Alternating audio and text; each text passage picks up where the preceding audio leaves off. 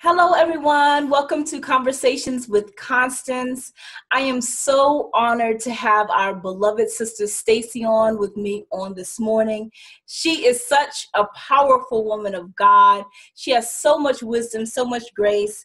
And just to give you a little bit of information about STACEY, her name is STACEY Warren. She is the CEO of Simply STACEY, where she encourages and motivates and uplifts women. She is also a counselor as well. She is in school getting her MSN with MSN in behavior science. She's also coming out at the end of in 2018. She will have a book out called To the Singles. Is that right? To My Singles. To My Singles. She is encouraging, uplifting, giving some awesome and wise advice. So STACEY, I am just glad to have you here. This is a laid back conversation.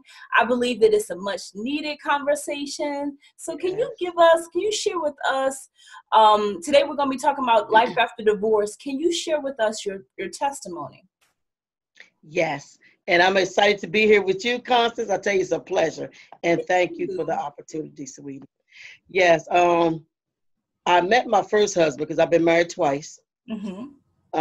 My first husband I met when I was 15 years old. So we was basically childhood sweethearts. Mm-hmm. We was actually in two different school districts, and I met him through a mutual friend. And he came and found me at the school I was at. So by the time I was 18 years old, we was married, had our first child. You know how it is. You think you're having the fairy tale. Yeah. But fairy tale turned into a nightmare real quick.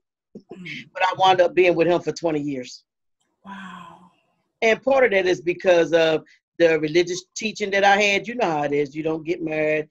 God ain't for divorce and all those different types of things. Then on top of that, you don't want to be alone. You don't want to start over. Mm-hmm. All that kind of stuff came into play with me staying with him for 20 years. Then mm-hmm. you just don't want your kids to grow up without a father. You want them to be with their father. So all the typical reasons why someone would stay married, I did it. Mm-hmm. And I loved him. I just loved him. You know, mm-hmm. I was a virgin when I met him. My first, my only. So, and that's how it's supposed to be.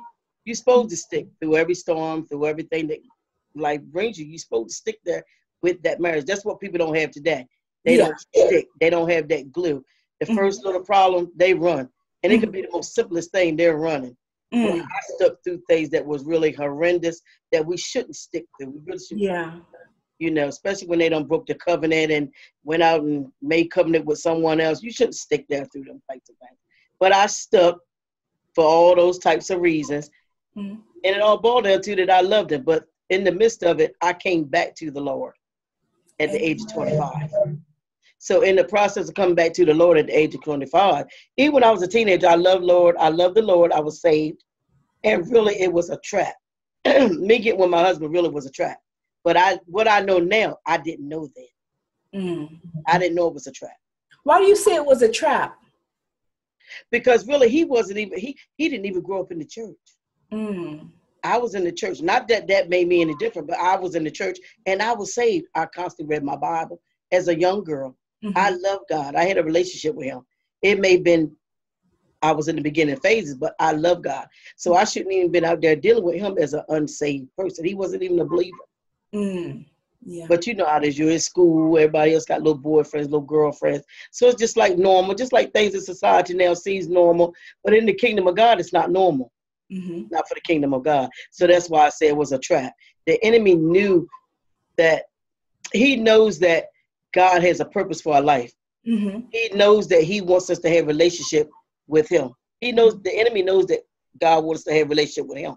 So he puts things in our life to take us off the path from going with God and pressing into God. So that's why I say it was a trap.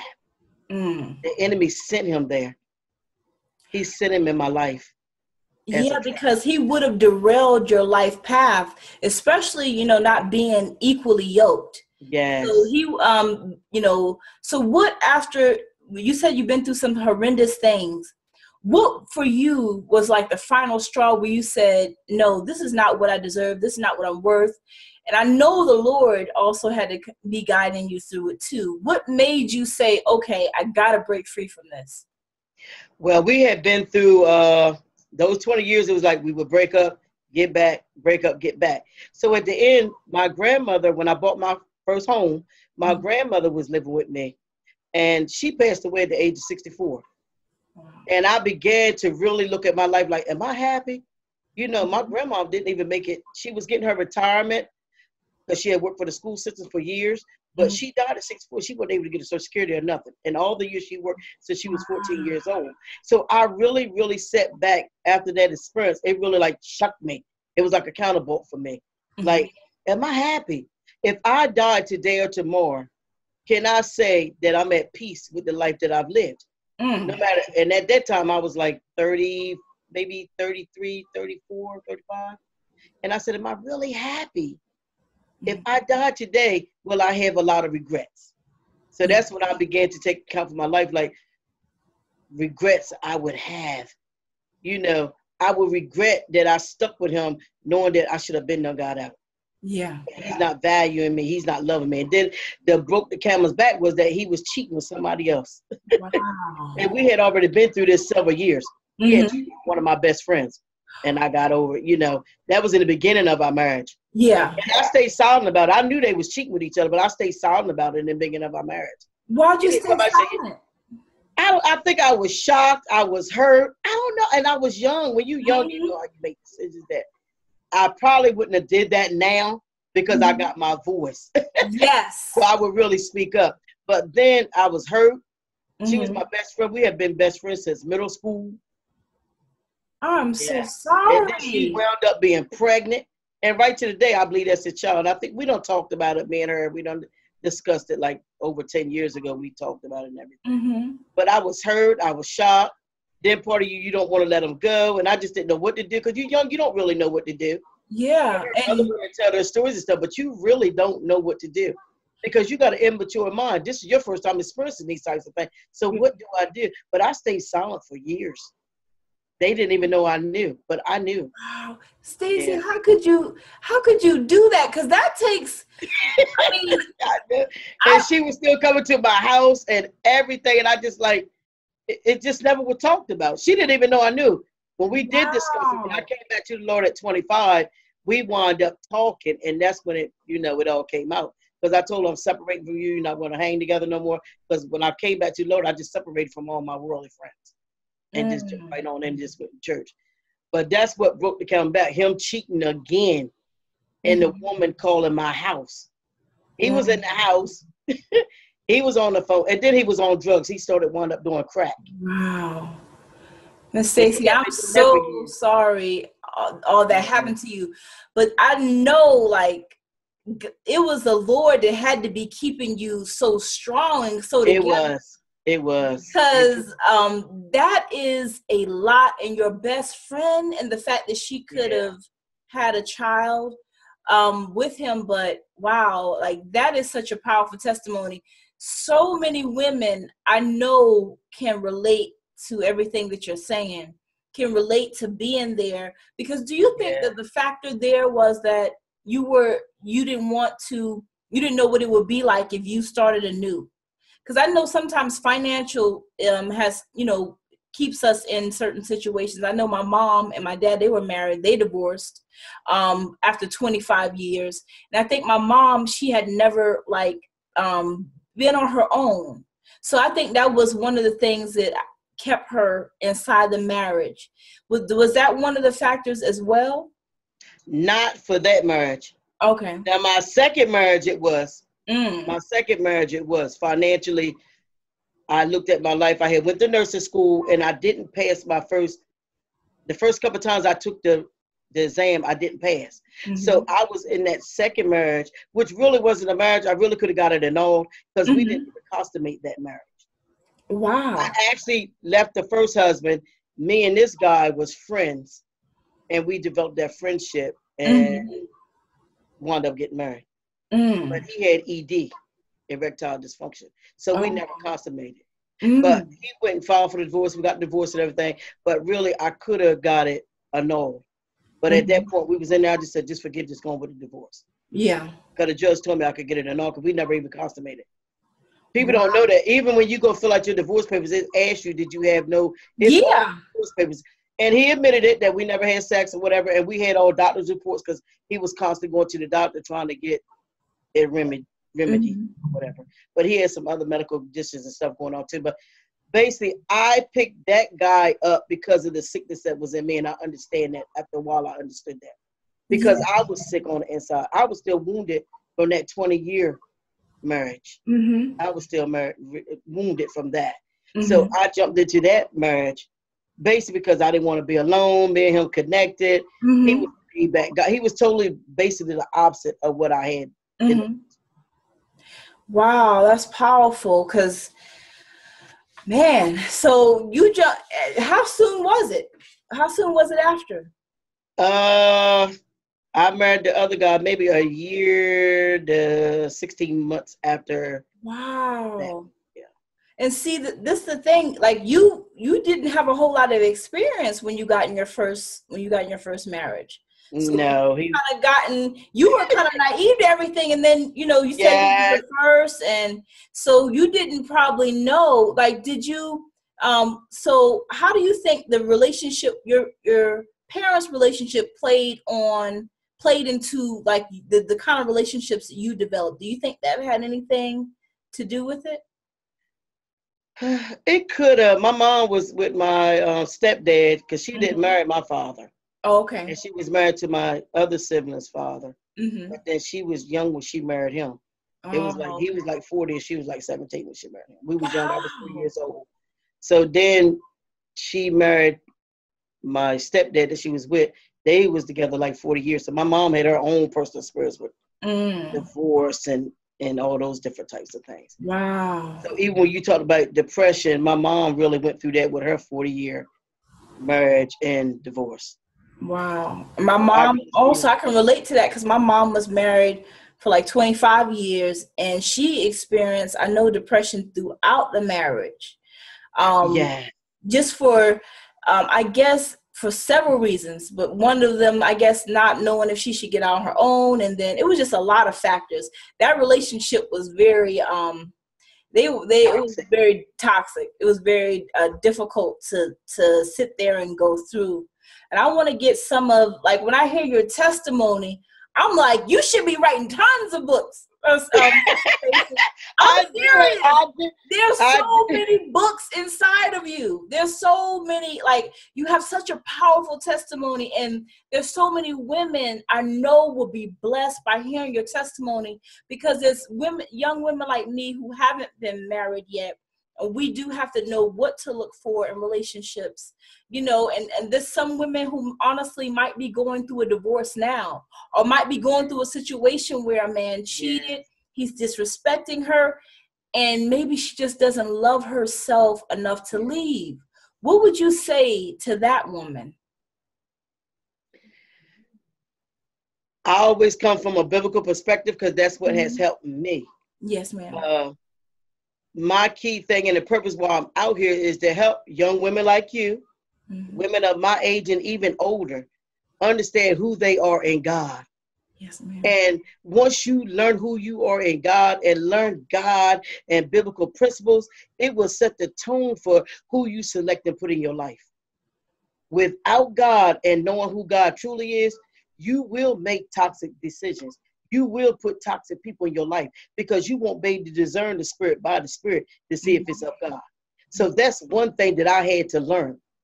That's why, like now, if men come to me, I know that they're not of God. They can talk scriptures. They can be a preacher. They can be a singer. They can be whatever. Or they walking in the fruit of the spirit. Yes. So you can say a lot with your mouth, but actions show you who somebody is. That is very true. Actions. So without God, we truly don't know who we are. We truly don't know who we are. We really don't. Amen. We truly can't love without God because most people think love is an emotion. Love is a feeling. It's not. You're right. Absolutely right. God told me, I said, Lord, how am I going to know the man to come in my life this time that you said that he loves me, that he's really sent from you? And he gave me 1 Corinthians 13. It tells you what love is right there. It's patient. Love is patient. It's long-suffering. It's gentle. And he told me, even with myself, How am I gonna know if I'm being loving to people? Not just a man that comes in my life, but in my friendships, with my children, with my mother, with my siblings. How am I know I'm being loving? Am I being kind to them? Am I being patient with them? Am I long suffering with them? Am I being gentle?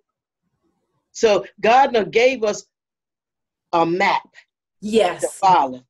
He done gave us things that we can look at and apply to the people that come in our life to see if it is of God. But if you don't know, like you said, I was naive back then. I grew up in the church all my life, and I heard, and that's what's going on now. You hear a lot of stuff preached at you, not really taught to you. So you can really take what you learn, put it in your life, and when you leave that church building and you come home, that you can execute out what you just learned. They're not in ministries like that. They're not learning like that. So they go into church, they get a good feeling. It's like getting a shot of a drug. Come home, and everything that you just heard in church, you can't utilize it. It's just like getting food that ain't got no nutritional value to it. What is it doing for you? Absolutely nothing at all. So I had to go through the hard knock life, and I don't regret anything I went through. I thank God, because I wouldn't be at this point right now. That wasn't God's ideal situation, because he don't want to teach us through trials like that. He don't want to teach us like that. He want to teach us through his word, through his spirit. But see, the world make you think, Christians that's religious make you think like, no, you got to go through this to get this understanding. No, you don't. I don't have to be a crackhead to know that crack ain't good. Thank you for saying that. I was on a talk last night, on a show last night. We were speaking, and we're talking about that thought process of being religious, because it keeps you in a box. But we have, as people, as believers of the Lord, as believers of the Most High, we have to truly get to know God for ourselves. I've been in church almost all my life, and I've listened to the preaching. I have people put hands on me saying, God is going to heal you. God is going to bless you. You're going to get your breakthrough.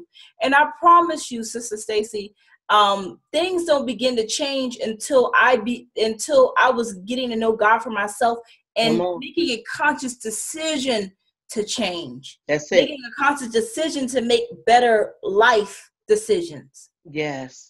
So I'm glad that you shared what you shared, because a lot of people are in church and they're honestly not growing, they're not developing, and they're hanging on every word the pastor says. But you must know the Most High. You must know our Creator for yourself. Get in the word for yourself. Yes. You can find for yourself, and he will set you free, not man. A lot of times we think that the key is through another person. But if we can get to know God for ourselves, he already gave us the identity. He already is with us. The Holy Spirit is speaking to us and through us. So we can just be quiet and get into a place of study. We can discover who he wants us to be. Yes. But most people go into somebody else to figure out who they are. So that was a powerful message that you said about I think you said about being religious. Yes. A lot of people they're religious. They're really religious.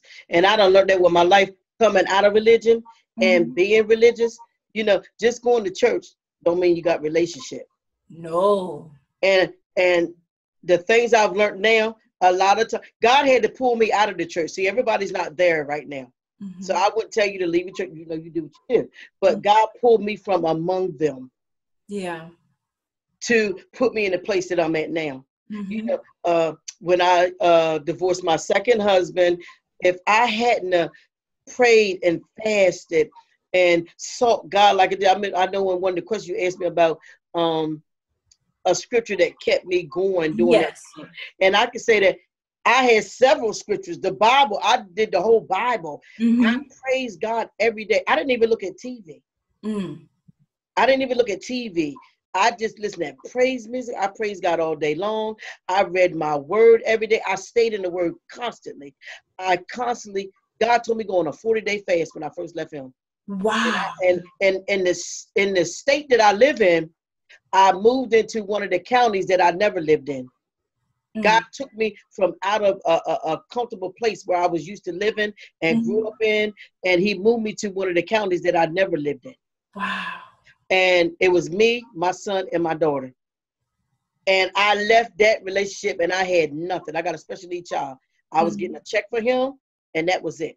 It wasn't even $1,000 a month. And I was surviving on that. God told me to leave that relationship. Wow. But in me, I kept thinking, I might need to get on my feet first. Now, this was flesh. I might go find me a job, get on my feet, then leave. Don't just leave and I ain't got no finances. I got to get in a place. You know, so all this stuff going through your mind. But God let me know that's fear. And one of my brothers called me because actually my ex, he was planning his escape. He was calling around for places. And he was getting ready to go. He was ready to bounce. My brother heard him on the phone and said, he said some little cuss words and stuff. And he's like, oh, he's getting ready to leave you. So my brother actually. The second one. Yes, the second one. So my brother actually asked one of his friends, could I stay in his house? But I'm going to tell you how good God is with nothing. This man had a house that he had bought. It was like a townhouse. It was like 4 levels because, you know, in the city, their house, I mean, that townhouse was nice. All that man charged me was $200 a month. What? That's the Lord. Yes, honey. Cable was on in the house. Lights was on in the house. Fully furnished, everything. He didn't live there.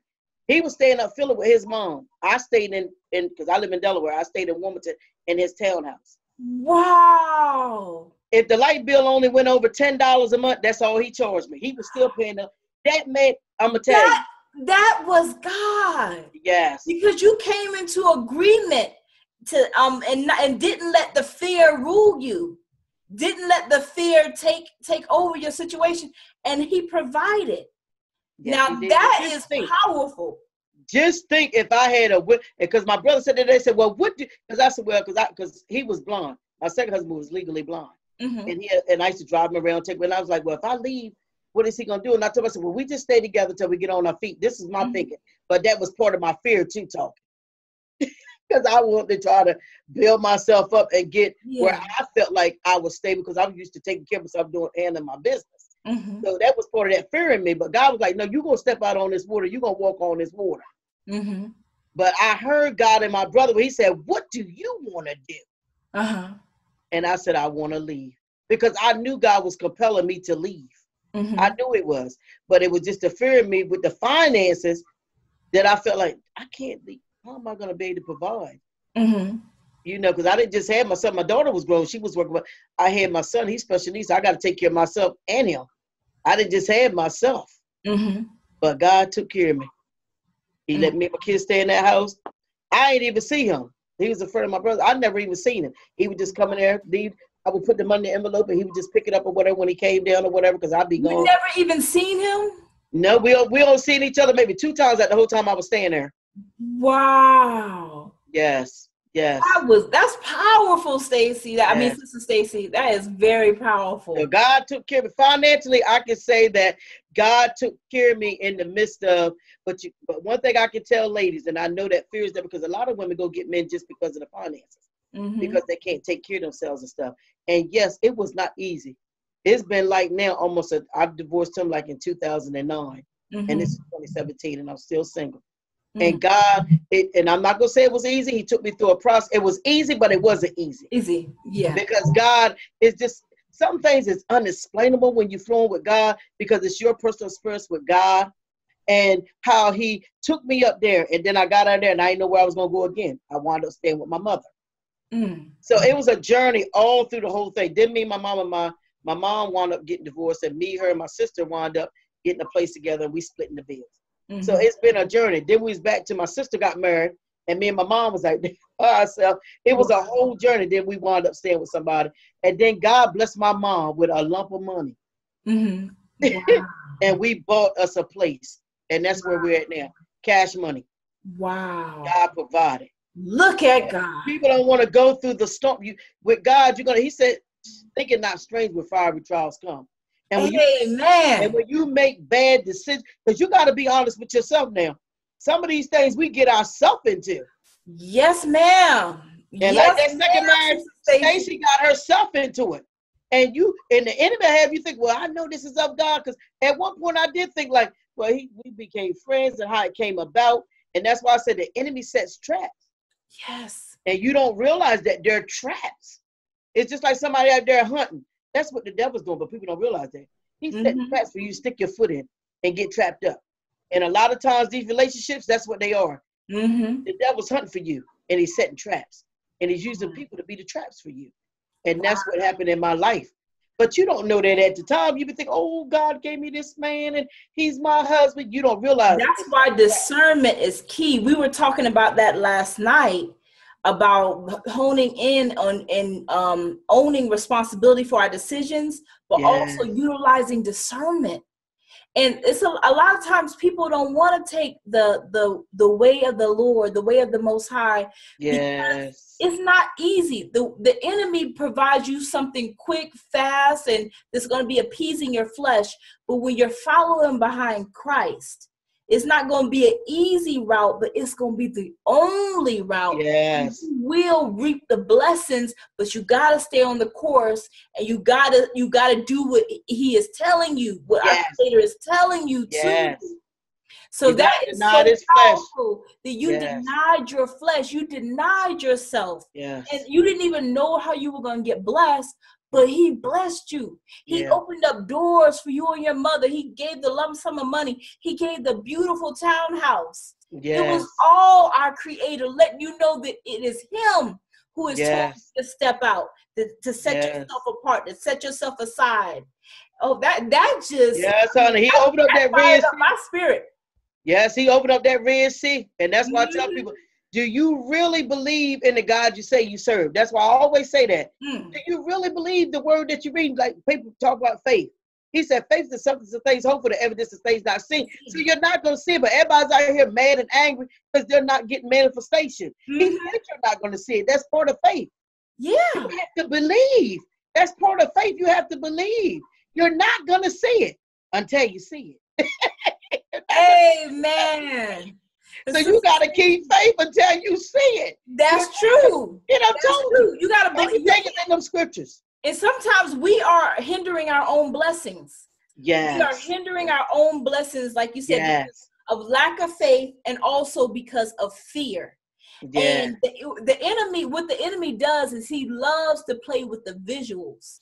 He loves to, like with me with losing weight. Sometimes I look at myself and I be like, oh, I ain't doing good this week. I might as well eat that bag of chips, or I ain't doing. But take your eyes off what you see and do the work, and it will eventually manifest. So that's powerful. I want to step into. I agree with you with that weight thing, but you know what God told me about the weight? I'm interject with that. I take it one day at a time now. Like one meal. What I eat now, make right choices now. Yes. What I drink, make everything I put in my mouth. What am I doing right now in this moment, today? Don't worry about tomorrow. Don't worry about yesterday. What am I doing now? And that's how we got to do with our relationship with God. What are we doing now? Are we loving God now? Are we in relationship with him now? Are we studying his word now? Is we seeking his face now? What are we doing now? Everybody's worried about the future. They worry about the past. It's a distraction for the enemy. What are you doing now? I could drop dead the next minute. I get off this computer. But what am I doing now for God? Am I loving him now? Sister Stacy. Amen. What are you doing now? You're right. It is about the here and now, because sometimes we get lost. A lot of times in my life, I got lost in the past, worrying and being sad about what happened in the past. And then you put much pressure on yourself from the future, and sometimes you can get stuck. So you do want to focus on utilizing your time wisely and being proactive right now, the here and now. What can we do? Amen. Now that'll preach all day. That'll preach right there. I know that's my favorite. All day. It will. Like, you just got me all fired up. I wanted to touch on some of these questions, though. Go ahead, babe. So the first question I asked, what are some of the steps that one should take when divorce becomes inevitable? The first thing to do is seek God for his direction. Because that's what I had to do. You got to seek God. Don't try to figure it out in your mind and do what you think. That's what I was doing, trying to figure out in my own mind, what should I do? Where should I go? Seek God, because you'll get opinions from everybody. You know, everybody got an opinion. Girl, do this. Girl, do that. Girl, do that. Seek God. Rest in God. You know, fast, because you're going to need to fast to put that flesh under subjection. That's true. You're going to be in fear. You're going to be in hurt. Divorce is like going through withdrawal. You're withdrawing from something that you are used to having. So you got to set yourself up for success. And part of that is getting in your word and seeking God and fasting. You have to, as a believer, you have to. Then set down in your natural thing. If you got to write out a plan, a lot of people write out plans. You might have to work out a plan. Some things I can just think in my mind and I just execute it out. Yeah. Figure out what your next step going to be. Because a lot of times not knowing, you'll fall for anything. You'll do anything. Anything that come up, especially when you don't know who you are, you know, just like a lot of women, they meet another guy and they're ready to jump in there with another guy because they're ready to leave the situation. So they're ready to jump into something else because they want to have that same feeling that they just had in that relationship. They want to stay in that comfort zone of where they used to be. They don't want to go into the unknown. So divorce is like going into the unknown. And that's where I was at. I went into the unknown because I was used to always having this boy since I was 15 years old. Wow. So by the time I got rid of him, I was always used to being with somebody. That's why jumping into that next relationship that was my comfort. I like being married. I like being a wife. So that was my comfort zone. I like giving. So having to give to and serve and stuff, I like that. I'm in my natural habitat. You know, like a lot of women, that's not done that. It's my natural habitat. I know I was made to be a wife. So mine too. That's my natural habitat. I enjoy that. So in knowing that about myself, I had to prepare myself. Now I did that with the second one. That's why I'm at where I'm at now. But I went through hard knocks to get to this place because of the fears and the anxieties that was in me. And that's what's going on with a lot of women. That's why they jump from relationship to relationship. You got to take that time, make a plan so that you won't fall for anything. Well, Sister Stacy, I'm sorry. Go ahead. Go ahead, baby. What when you say the fears and anxieties, I'm sure some of that stuff is deeply rooted. And it was in you, of course, before, you know, you got married because it manifested. What do you think those things were? And how did you heal yourself? So now that you're in a position to have a great marriage if you decide to get married again. So you obviously, I can tell, I watch your channel a lot. You have addressed those fears, those anxieties. How did you get to that root? And was it hard? Was it difficult to say, I need to work on this, I need to work on that? With my character, and I know it's other people like that, and like my mom, she says, so me and hers, like, we have a lot of similarities, but we have differences. So me, looking at my mom, we've always been close. So the different balance, like some things come easier for me than her. So like me, I got this, like she said, I got a forward movement about me. I got a forward movement. Some people get stuck. I don't. You know, even with my relationship with the first husband and even with the second one, I sat down and I need to understand why. It's just like some people, they need to understand why this work, and they're tinkering and trying to figure out why this work like this and tearing stuff apart and trying to figure out stuff. That's how I do my relationships. Like, why did it turn out like this? Why did it happen? That's part of my healing process that I went through. We shouldn't have been, like I said, I realized it was a trap. So I knew I shouldn't have been in that relationship anyway. So I can't keep crying over something that shouldn't have never been in the first place. Yeah, that's true. So what do you think led you to that trap? You think it was just basically like being young and wanting that experience and just being young and, you know, it's just normal. Like you see a lot of other kids, just like now you see kids in school and stuff now. You don't really think about it. Like I didn't really think, I was young. I didn't really think about it, like boyfriends, you know, and I had boyfriends before him. You know, you had little fellas you talk to. And you know how you be in school, you passing those when you go with me. You know, like to say on TV. Yeah. That really happened in my generation. We passed, no, you be my girlfriend, yes, look like that. So you don't really think about it. It's just a part of normal part of growing up, being a teenager, and you just, you know, I like you, you're cute, you know, you just get with them. So it's just a normal part of that. Yeah. You see everybody else like this, you like, I want a boyfriend too, or whatever, you know, you don't consciously you're not constantly thinking about it. It's like an unconscious thing that you're doing. Decision that you're doing. Yeah. It's just an unconscious thing. So then once you connect with this person, like I did with him, he's my boyfriend, things just went on to develop, you know. Mm-hmm. Even with the sex part, that's a whole nother thing that I deal with, like with the rape stuff, like as far as a lot of females, you're not even ready for sex, but the boys is.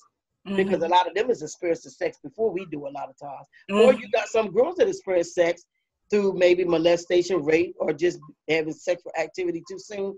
They're ready to introduce it to other young adults. They're ready to introduce it to you.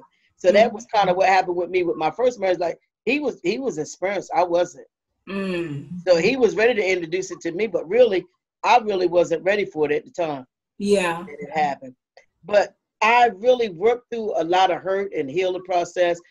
Some things in healing happens during the marriage.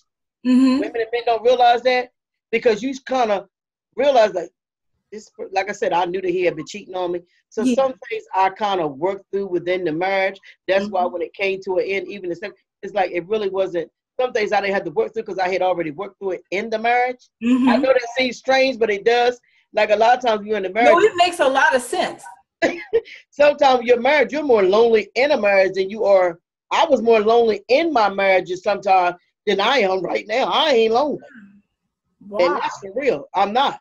I was more lonely because you got expectations like we're going to spend time together. We're going to do this together. We're going to do that. Yeah. Or you can feel the disconnect. Even if we were doing things together, he's there. Like my second marriage, we was friends. But I still felt that disconnect. I felt that he didn't love me like that. Mm-hmm. I felt that. You just feel it. You just know the disconnect is there. So I was more lonely with him than I am not with him. Mm. So in that marriage, I worked through a lot of that stuff where, okay, Stacey, like I can say now, like, no, a man is not my God. He's not my idol. Women don't realize they make men their idols. Mm. They don't realize that. Like the Lord told me with my first husband, I'm trying to get you to separate from him. Anything you say you can't live without, you done made it a God. Yes. And he told me this in the marriage. I know it was taking me so hard to let him go. And God said, I kicked Satan out of heaven. Mm. He already had took 1/3 of the angels. If I left him there, because I kept battling with kicking my first husband out. But that's what God, the Spirit, gave me one day while I was in my prayer and reading my word. Wow. He said, I kicked Satan out of heaven. Because a lot of women battle with that, just getting them out. Mm-hmm. But that's the trick of the enemy to keep you in that track. But I worked through my healing a lot in my marriages. So then after you do the counseling? No, I didn't do no counseling. I was with the Lord, honey. Prayer, fasting. I have a resilience of bouncing back. I don't hold on to things, and that's a blessing. That is a huge blessing. And I see that in you too. I see that watching you over the years. I see that in you. I see that resilience in you. I see that strength. And of course, I feel the Holy Spirit when you do your messages. So I see that strength and that power and that resilience. That shines bright in what you're doing here on YouTube. You know. I'm glad, yeah. Mm-hmm. And I know that's a gift. Because I don't counsel so many women, and I know that's really a gift. Like God, and I understand that that's part of that leadership quality in me. Leaders have a thing about, that's one thing you see with a lot of leaders, they're resilient. The ones that's really chosen to be leaders, like it is a resilience in you. Like, come back, fight. Like, no, you're not going to take me out. I'll come back, fight. You know, you just got this fight about you. Yeah. It's hard to explain, but you just got to fight about you. Like, no, this is not going to take me out. This is not going to be the detriment of me. I am going to come back. And with the word of God, you realize like, no, this was just knowing that this was the enemy. This was coming to destroy me. This was not of God. And I will not allow this to take me out. I will not allow this to be the end of me. This will not be my demise. This will not be unto death. It will not be. But I just always had that resilience to self-heal. And our bodies really are made to self-heal. So if our bodies can self-heal, you're right. That's right. So if our bodies can self-heal, why can't we heal mentally and spiritually and stuff? We can do the same thing in those areas. It's a choice. That's the thing. People have to desire to want to move on. A lot of people choose to live in the past. It's a choice. Like I feel like when we're being honest with ourselves and we have our relationship with the Lord, if we just be honest and get it off our chest sometimes, move on, move right along. It's a lot of things that I realized that was holding me back just because I did not acknowledge those things. But when I begin to acknowledge and just live in my truth, hey, it's done with. That's the past. That's right, sis. The Lord is continuously, like what the scripture said, continue to renew your mind. When you know and you believe in who our Creator, who the Most High says we are, you have no choice but to know that you're going to experience some trials and tribulations. Yes. But He will never leave nor forsake you. Yes. He will never leave. I want to go into this next question. I'm not going to touch on all the questions because you touched on so many powerful things on this morning. I'm like, wow, you got me riled up. So I really love you. And I love you too, sweet. It's like a love hug. Listening to you, because you have this sternness, but it's with love backing it up. So you be giving us that knowledge now, that wisdom, and sharpening us. But it's done in such a loving way, and that's why I love watching you. Okay, so the next question I want to ask: what should married couples consider before divorcing? Make divorce the last option, because divorce truly is not of God. He doesn't want you to get divorced. So some people divorce over petty things that they can work through.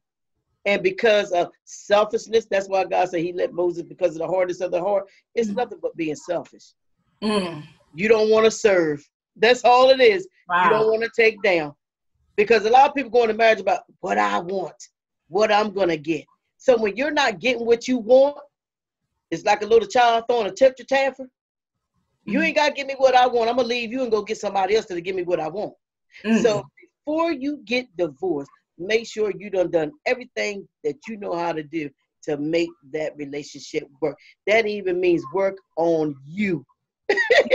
Work on you. Because most of us will pray for them. Lord, you get them and you make them. You pray, Lord, I'm told this, I'm told. But have you prayed about you? What can I do to make this relationship better? Where can I take down? Teach me this man that I'm with. Teach me of this woman I'm with. Teach me so I know how to deal with them. So before you go to anybody's divorce court, make sure that you done exhausted every avenue to make this marriage work. You got to go to counseling. Make sure you get godly counseling. Because everybody ain't giving godly counseling, which means they're not going by the word. They're giving you what they think. No, what does the scripture say? Because it is going to make a difference when you go according to that word. But make sure you exhaust every avenue before you get divorced. Because divorce is the last thing you want to do. Because you really done became one in more ways than you think. And that's why it's like so hurting, so detrimental. It's like a death. You got to go through the stages. You got to go through the grieving of that divorce, just like you go through grievings of death. So exhaust every avenue before you go get a divorce. Make sure that you done everything you need to do to make that marriage work before you say this is it. And both people got to be willing to work towards making the marriage better, because one person can't do it. But try to exhaust every avenue. Yeah. Wow. I was just looking at a few questions. I think we covered a lot of them. One thing I wanted to retouch on, I know that you said you have children. How did that affect them? And how did you help them heal if they had any hurt behind, your divorces? Yes, my kids were hurt. They were hurt because my daughter was 18 by the time me and their father called it quit. So that's all they knew was their father. My baby son was 14, and my middle child, he was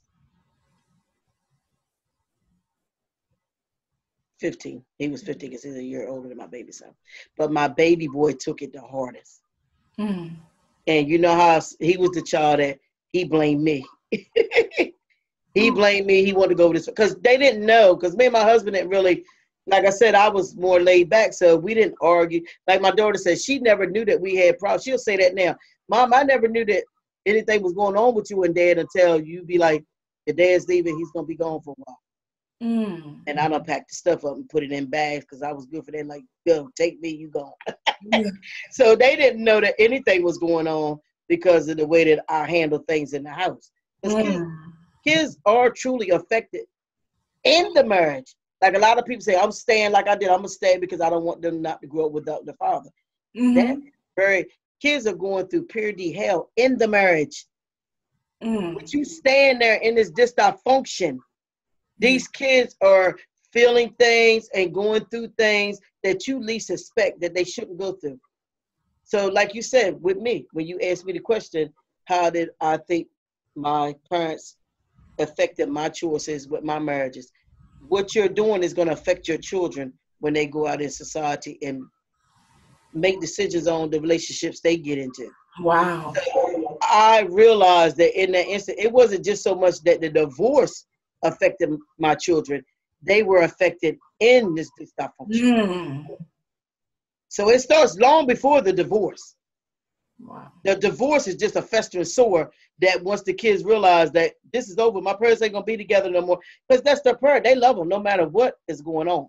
Yeah. As you got to realize, they are your children and that other person's child. So it's going to affect them. It's going to affect them. They're going to be hurt. And some more than others. My daughter she was affected, but not like my baby son. He really, and maybe because he really expressed it more. My daughter's probably more like me, where she internalized it and dealt with it. Where my son, no, he expressed it. He wanted to go with his dad. And I told his dad, I said, look, even though I knew he was on crack and I knew what he was doing and I'm trying to protect him, no, you can't go with your dad or whatever. He lashed out at me. So I was like, okay, we're going to call your father. And it hurt me. I said, God, he's your child first. You're going to cover him in the blood. If this happens, I'm going to cover him in blood. I can just protect him. Because he really was angry with me because I left his father. So I told his dad, come get him. But I'm going to tell you, God is still good in the midst of it. You think he came and got him?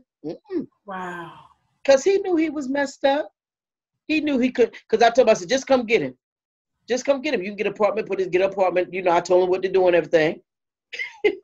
Because my first husband, all he did was made the money and bring me home the whole check. So he's never even signed up for an apartment or nothing. I did it all. Wow. He didn't do none of that stuff. All he was work, bring home the check. If I wanted to give him $10 out of that week of that check, that's what he would take. Because I handled all the finances and stuff in the house. He didn't do none of that. So I was telling him what to do to take my son because my son really wanted to go with his father.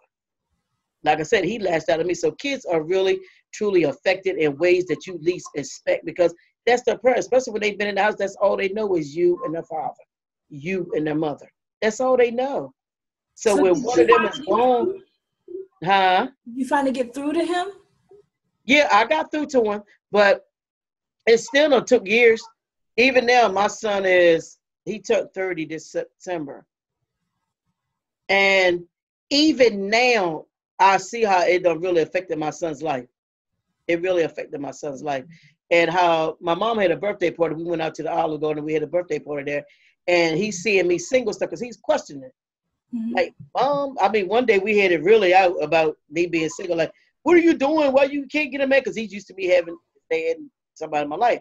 So I'm like, no, he don't understand. I'm waiting on God. Just because they're a man of the male species don't mean they're meant to be a husband. You know, so he don't understand this because he's not saved. So he can't comprehend why I'm out here alone and waiting on God because he's done dealt with women my age and older. So he knows women out here my age and stuff they living their life like, why is my mom still single with you? So he's thinking that it's something I'm doing wrong. So he's thinking like, well, Mom, you telling them you ain't gonna have sex on this stuff. That's why you can't just go up there and tell them, well, he's saying the N-word and stuff. You can't go there and tell them. He's trying to tell me how to get a man. But we went out to dinner. Yeah, I can't believe I can't believe he got the nerve to say. Oh wow! He said, "I'll see you, Mom. I'll see you now. I ain't having sex, and I ain't." He's trying to mark me what he think I'm saying and I'm doing. I'm running these men away because he don't understand my stance for God. And I understand that he don't know that, but I know he's concerned. Like he wants me to have a husband. So I knew it was coming from a heart of, Mom, I don't want to see you alone, and while you're alone and you still here single by yourself and stuff. So I know where it was coming from, but he can't comprehend why I'm like that. But we had a conversation at my mom's birthday, and he said some things about his dad. That's why Dad ain't with you, blah, blah, blah, blah, blah, blah. But let me tell you how good God is. You ain't got to fight your battle. No. Because even when he said the things he said, I knew that, okay, he's still thinking that it's my fault that me and his dad separated. Because I don't talk about, the father. Mm-hmm. So just in the last year, he went back hanging around with my ex-husband. He wanted to get back in his father's life. It didn't go good. Because he had got saved, but he backslid and he went back smoking crack and stuff again. So he's back out there doing what he did. So my son done went and experienced it. So now it's a whole different turn. So it's been years of him getting to the point to understand that, because he casts blame on me. And it's still been in him that it was my fault that his father wasn't in their life. No, it wasn't my fault. Now he sees. Now he sees. But it's still been years for him to. He's been holding this thing all this time, thinking that it's my fault that his father ain't been in his life. I was thinking that he was done with it in the teenage stages, but no, he wasn't. He still had that thing in him, thinking that it was me, that his father was gone. But now he knows, because he done got older and stuff. He knows a little bit more of the experiences he done had with ladies. So he understands a little bit more. But him going back, just this year, hanging back with his father, and he realizes now. Like, did he apologize at any point once he realized that you weren't the problem? You know what he did? Just over I think like August, he called me because something happened and we wasn't talking for a little bit. He didn't call me. He called me, told me. He said, I know Dad's messed up, and he went into a lot of things. He said, Mom, you done been good to us, and he broke down and told me. Yeah. Amen. Because I know, even though I don't know you personally, I feel your spirit, Sister Stacey. I know you are a great woman of God. I know you are. So I love the fact that you said he did apologize, because sometimes out of naivete, we can blame one parent over the other. Yes, and I know that's what it was. And the thing about, sometimes the family hurt, sometimes the divorce hurt. We hold grudges that we don't even know we holding. Yeah. If your son even knew that he was holding that and holding that for so long, sometimes it takes a situation to help you see what's really going on, what the root of your issue really is. So that's so powerful, because I knew, honestly, my parents, when they divorced, they were married for 25 years, and I held, even before they got divorced, I held grudges against my parents for a very long time. But it kept me in depression. It kept me angry. It kept me from going home. It kept me like fighting myself. So I had to really forgive my mom and dad and see it outside of just them divorcing, but understand that sometimes things happen people have no control over. Yes. They didn't mean any harm. Sometimes you can hope, when you grow up in a situation, my parents were fussing and fighting all the time. Glasses were being broken. When you grow up in that situation, that helped me to develop such an anxiety, and like I was on edge. Yes. I was a very on edge child, and I suffered from depression because you never know what you're going to walk into. Yes, and that's understandable. You never know what house you're going, what atmosphere you're going to walk into. And for a long time, I realized that I had like a hate for my parents. I didn't realize that I had that, but I had this anger towards them that I had to let go and give to God and say, these are just people who made some mistakes. Yeah. They didn't want their children to suffer. They didn't That's want right. No. These are people that are, when you separate them, they truly are loving people, but they just couldn't get things together right with each other. But they're not evil people. They're not bad people. Yes. So when as an adult, Sister Stacey, I'm 36 years old, and honestly, I'm just coming to the realization this years ago, maybe when I was in 30, I started working on forgiving my parents. I was holding back this whole time, this grudge, and I just wouldn't let it go. And I'm like, because of them, we had to go through this, that, and that. But I realized that sometimes people mean well, but it don't always work out. That's right. But they don't, it's not their fault, because I really believe they just tried, just like you tried. You and your husband, you didn't just let go of him after one cheating incident, or after best friend. You tried, you genuinely tried. Yeah. But the Lord was saying, I have a bright future for you, and I have something better for you. He knows the plans, honey. In me. Trust in my word and what I say about you, so those things can come to the manifestation in due timing. The Ecclesiastic says things happen. There's a time and a place for everything. Yes. And the Lord is having his time. So I'm just so thankful for you to share this testimony, because I can relate to the things that you said. Being in a marriage, my dad cheated on my mom a lot inside the marriage. I can relate to a lot of different things that you mentioned. So it's really healing. This conversation is also healing for me as well. Yes. Mm-hmm. And the enemy, a lot of that stuff is a trick of the enemy, because from the time we born, he wants to put hurts and pains on you, because that's an open door for him. Just like we do praise and worship, and God said he inhabits the praises of his people. Well, that's how the enemy do with hate and hurt and pain and unforgiveness. That's like worship to him. He inhabits that. Wow. Yes, he inhabits that. So like my son, I understand. Now, one thing about my son, that he's got a lot like me. My daughter's like her father more than my son's more like me. Well, he's resilient. And he has that part where he's a love bug. So even if he's angry or whatever, he can't stay like that, because he's still got that part of him where he wants to love. Yeah. But the enemy wants to take it and make it something else. Yeah. Thank God for prayer. Thank God for prayer. Yes, honey. For his covering. For his covering. The prayers that people have been praying over us long are still coming to fruition to this day. Yes. So he's covering the hearts and the minds of your children.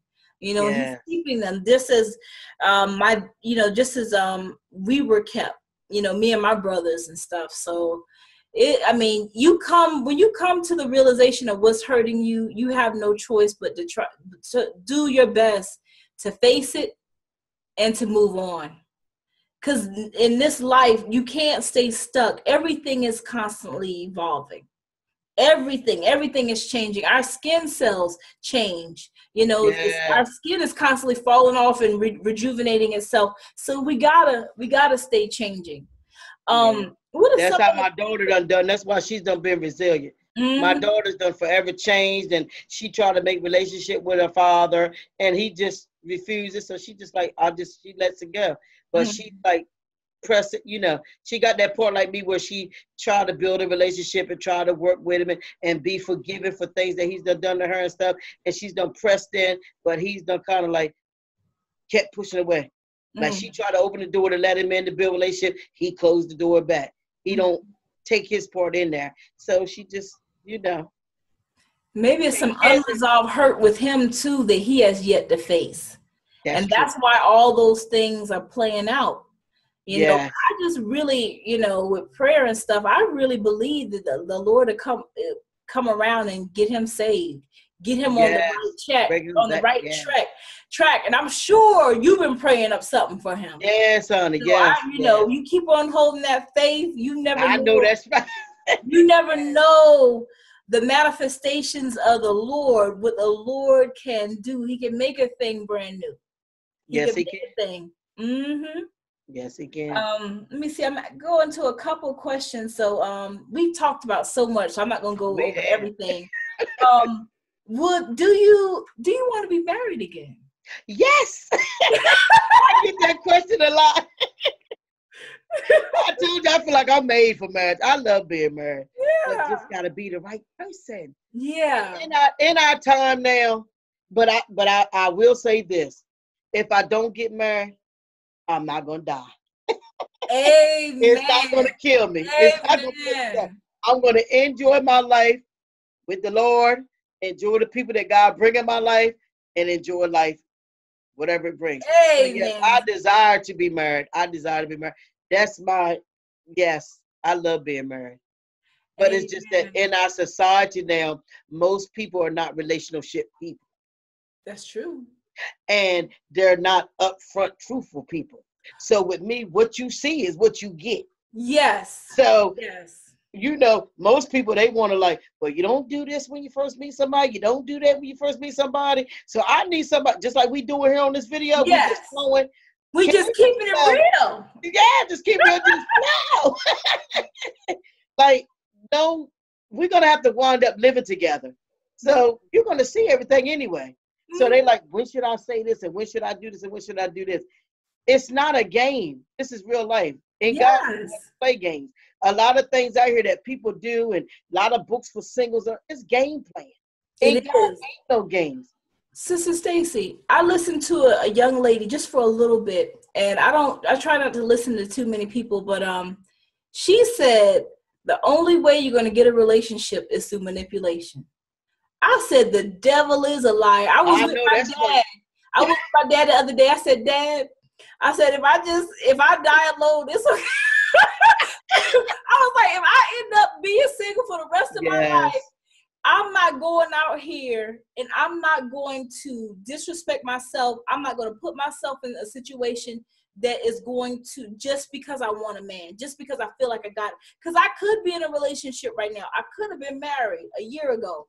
So this is the thing. I'm not going to do that. And when she said that, I'm like, people's minds are really warped. Yes, they are. They don't really believe what our Creator, the Most High God, can do for us. And my thing is, stand your ground. If you stand for nothing, you fall for anything. Yes. And it's like you said, it's a lot of men around, Sister Stacy. When I go to the gym, and be a lot of men there. It's easy to meet men. But in this day and time with technology, social media, people, it's easy to lie. It's easy to pretend that you're something that you're not. Yes. And most people are surfacey. Yes. I want to know the truth. I don't want you to tell me something you think I want to hear. So I said to the Lord, I said, you know what, God? I mean, my life is good. I'm okay with being by myself. Yes. A lot of my life, I was like, I want a husband. I want to be married. But let me just explore life peacefully. And if it's His will, it will come together. I'm not going to lie, it's a desire of my heart, but I'm not making anything idle. Because as you said earlier, we could drop dead after this session right here, talking talking about divorce. So we have to live our life. Don't wait till somebody else come in to live life the way you want to do. If you travel. If you want to get out and create a business, do that. A lot of people are being held on to this stronghold, or I got to be married, or I got to have this before I can do that. That's simply not true, because we have the Most High. We have the Lord. We have God. What else do you really need? Yeah. So that kind of mindset is very good to have, because it can be a little discouraging sometimes. I'm not gonna lie. Yes, it'll be frustrating because you focus on it so much. I just did a video on that, making marriage an idol, and I know, I've been there in the beginning of this part of being single. I got to the place where, like, honey, I'm gonna get a man. I could have had boo now. I could have had one several times, but I know it wasn't of God. I knew that they were still in their flesh. I knew certain things. So, like, I want to write a book, The Rules of Elimination, because a lot of Christian believers are deceived on, like you said, that discernment part. Yeah. And certain things are just a no-go. And you don't see somebody. I done did that all the time. Like, he's not married. He's married. He's not available. He's dating somebody. He's already sexually active with somebody. He's not available. He's not saved. That's a no-no. Like, certain things is no-brainers, but it's not a no-brainer for people that want that gray area. Yeah, who it's not a no-brainer for people who just want what they want. Yes. That, because it's not. And you have to, like you said, we have to be very discerning. We have to be very watchful of what people say. I listen to what guys say to me. I listen to how they look at me. I listen to how they treat me. I listen to how they maneuver with other people, because I'm very watchful, because my future is at stake. I was talking with someone yesterday, you can let the wrong person in your life and be dead. Yes, you can. You can let the wrong person in your life and live a life of abuse, neglect, disrespect. So why not be watchful and a good steward of what you have? And if you are truly connected to the Most High, to God, you will know, because all you got to do, honestly, Sister Stacey, I know you can vouch for this. When you ask God for revelation about somebody in your life, I know He doesn't hesitate to give you the truth. Yes, He will. He will show you. That's why I'm not with. I done had like 3 times I could have been hooked up with somebody. But no, I said, Lord, I'm going to do it your way this time. And He done gave me so much revelation. I done been still. Most people don't be still long enough to get the revelation of God. See, I done been still, not just in my body, because a lot of people might be sitting in the place that look like they still, but in the spirit, they are raging wolves. Yeah. In the spirit, they're tormented on the inside. But I mean, really be still in your spirit, where you allow God to give you revelation knowledge of these different situations in your life. And most people ain't even ready for marriage, not the godly marriage. Yeah. For the way the world sees it, yeah, they might be ready. Because a lot of women think because they cook, they clean, take care of themselves, they're ready for marriage. No. Your temperament ain't even right. No. You're not ready to handle the pressures of life. Because even when you get this marriage, this little prince that you think you're getting, it's going to be some storms. How are you going to handle them? You can't even handle the little storm at your job when Sister Susie don't even want to speak to you. So how you going to handle in there with your husband and a big storm come? You gone. You going to crash and burn. You can't even just handle on the highway, little road rage. And a lot of these relationships are being built up superficially. Yes, and they you know are. what I don't like is when a lot of people, we were talking about this too, and you can meet your husband in the church. There's a lot of good men in the church, but don't just think because he in the church that he is a good man. Come on now. And he come to church every Sunday, got a nice car, got all these things going for himself, but you still got to use the discernment of the Lord, because what look good ain't always good for you. And if we are walking in the flesh, we won't be able to see the truth of people. And that's where you talk about desperation. Some of these women have to really look down and deep inside their heart to see if God is really operating through them. Because there's a lot of women who just, I love God, blah, blah, blah, but are desperate, willing to do anything to have someone. But let's clean up ourselves. Come on now. During this time, Sister Stacey, I'm working on Constance. I don't know if God gonna bless me in that way. I can't say that. But what I can say is I'm getting healing. What I can say is I'm working on myself. I want to better myself and become a better woman. And for whatever reason that is, for whether I'm just to help other people out, but we can't put all our eggs in one basket. We can't be desperate or too anxious. The scripture says, Philippians 4:7, be anxious for nothing. That's right. And that's what God is calling us to do. You spoke about faith. It's not seen, but it's felt. It's something that we have. If we have this faith in our Creator, why not let's just have peace every day? Why not, like you said, take day by day, step by step. And if it's right, He will bless you. But let me ask you this. What do you think? What do you think? Is it looking for a man if you decide to online date? Well, I think that. Now, for me, in my house, I don't agree with it. Yeah. But I can't say, God can come any kind of way. My thing is, I got a family I touch all the time. If they're coming in your inbox or Twitter, your DM or whatever, you think you're the only inbox they're in? And you can tell by that conversation that the first thing, like, men are short and sweet. They don't deal with the details. Oh, you're cute. I was looking at your, I done had some of them. I'm looking at your profile pic. Or, it's all about what they see. It's all about what they see. So you already know they're coming from lust.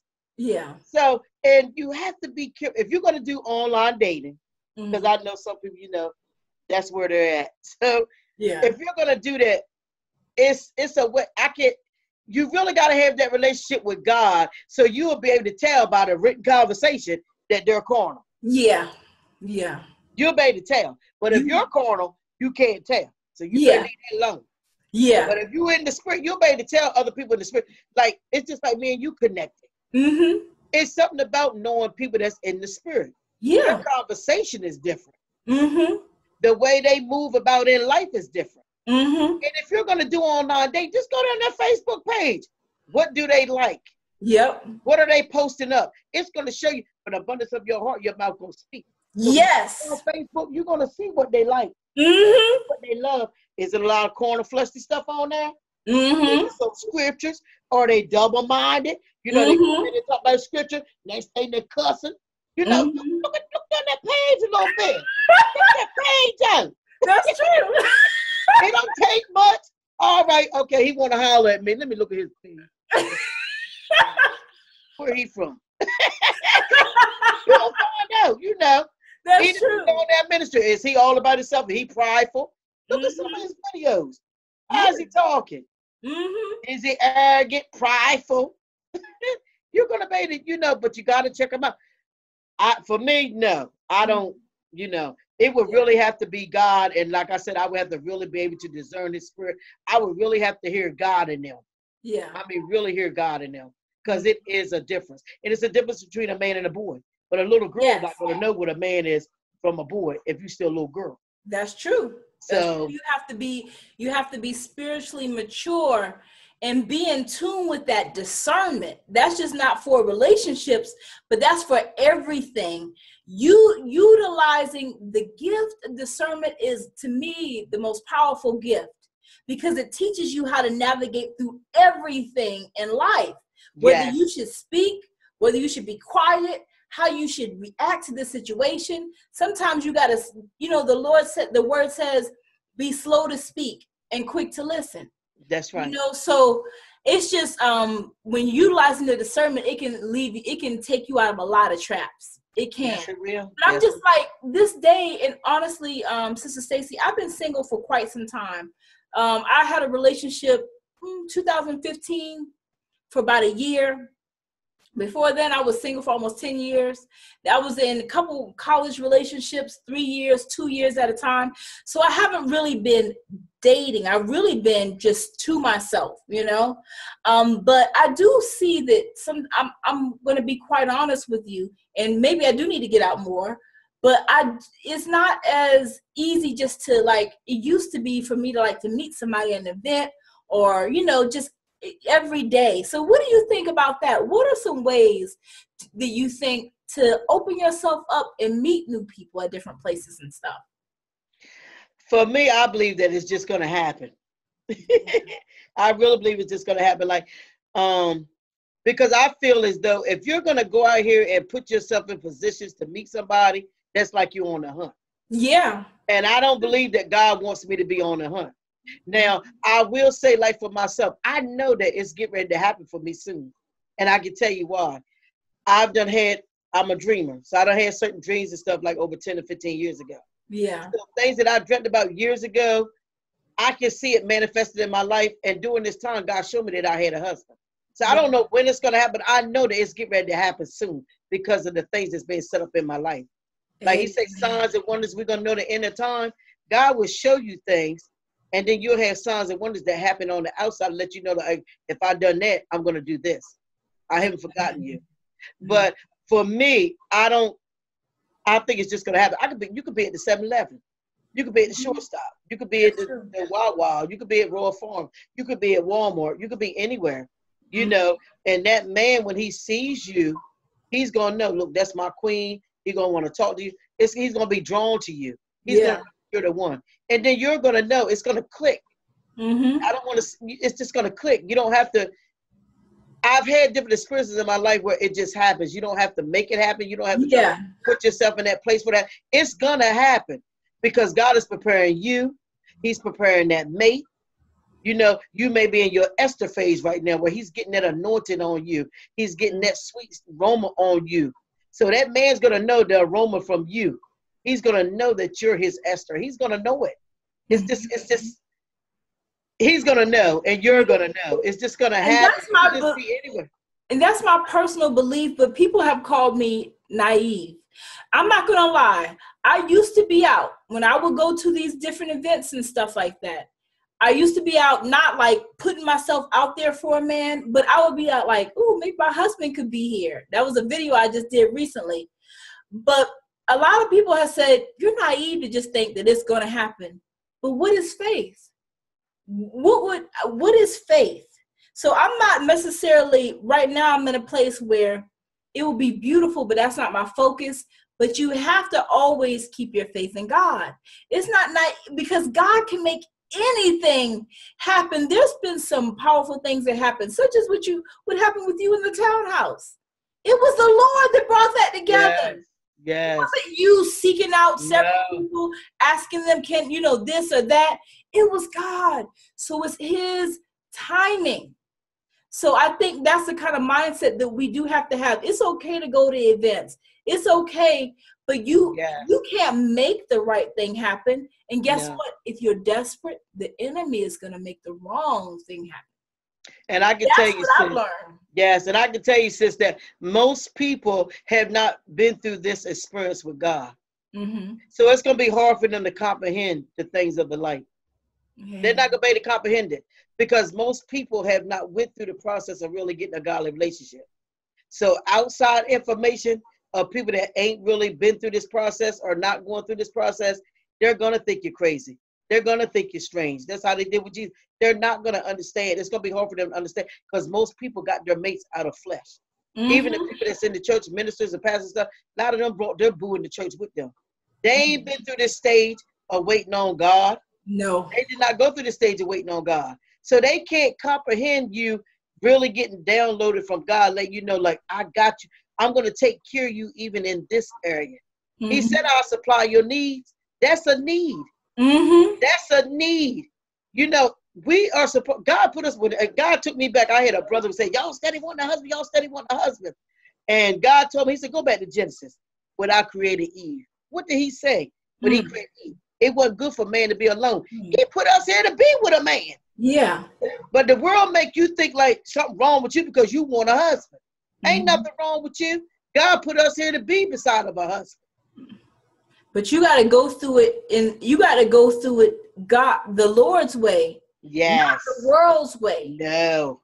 Because that's why people are ending up getting married and, you know, and getting divorces or having terrible marriages, because a powerful point that you made, being led by the flesh. Yes. People are being led by saying, oh, this person is beautiful. They don't see nothing else about the person. The person might be beautiful on the outside, but her house might be dirty. She may not have cooked a meal in 10 years. Come on.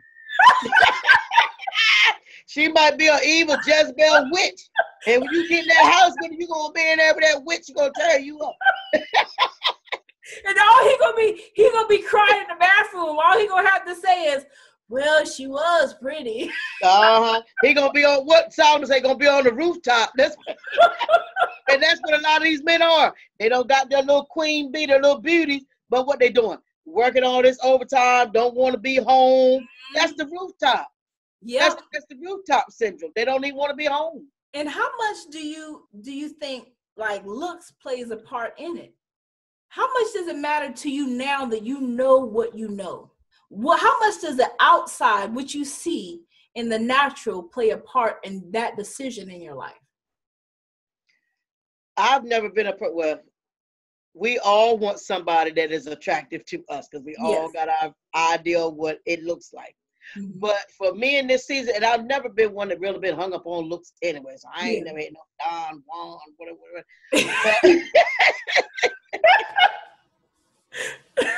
But everybody wants something pleasing on the eyes. But in this season of my life, I know that it's about the spirit. Amen. Because if you get somebody with a good spirit, the outside, they're going to be beautiful to you. Mm-hmm. Once you begin to fall in love with them and get to know them, some people, you know people like this, they meet people like, no, it ain't what they would want, but then they just get around them and that love just overtakes them. Yeah. And they're beautiful to you. They're beautiful to you. And it might not be your idea what you would look like on the outside, But on the inside, they're exactly what you need in life. And a lot of people get hung up on the outside. That's why most people can get sold anything, as long as it looks good. It could be a hunk of junk. That's even a car. But because that's why they fix it up. What they do with these houses now, we're going to stage the house. Yes. Most people are hung up on the way it looks. The plumbing might not be right. The roof might got a leak in it. Your hot water tank might not be working. The main part of the house might not even be working. But because it look good, they're going to jump on it. And the enemy knows that. He knows that. They always say about men looking at looks and visual, women are too. Yeah. Because we all have an idea of what really gets your blood boiling. I used to say, 6'4", 6'5". God forgive my soul. I was like, oh, Lord, I love me some chocolate. But see, the Lord. Honey, me too, girl. Honey, death by chocolate, girl.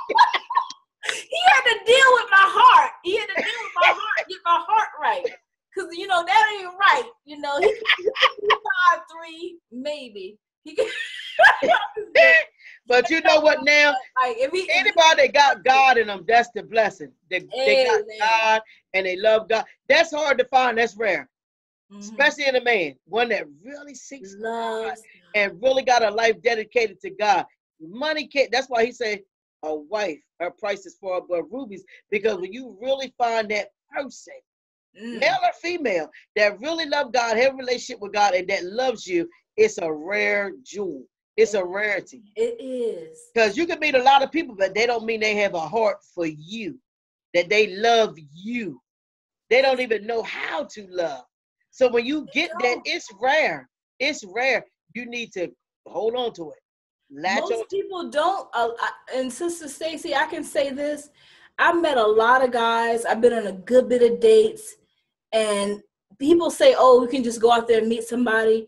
But what our Creator, what God puts in our life, man, it's nothing compared to all that we see. And I met some quote unquote nice people, got themselves together financially. But if it's not of the Lord, it's just not going to work.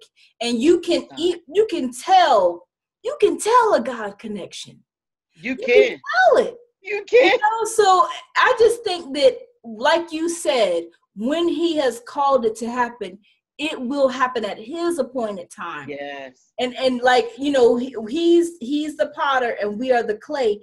And I consider myself a young lady still being sculpted, still being worked on. Yes. Constance, fix this up. Clean this up by yourself, Constance. So I can be whatever I need to be for the person that is ultimately coming in my life. He's making you a gift. Yeah. You're a gift. Yeah. And a gift keeps on giving.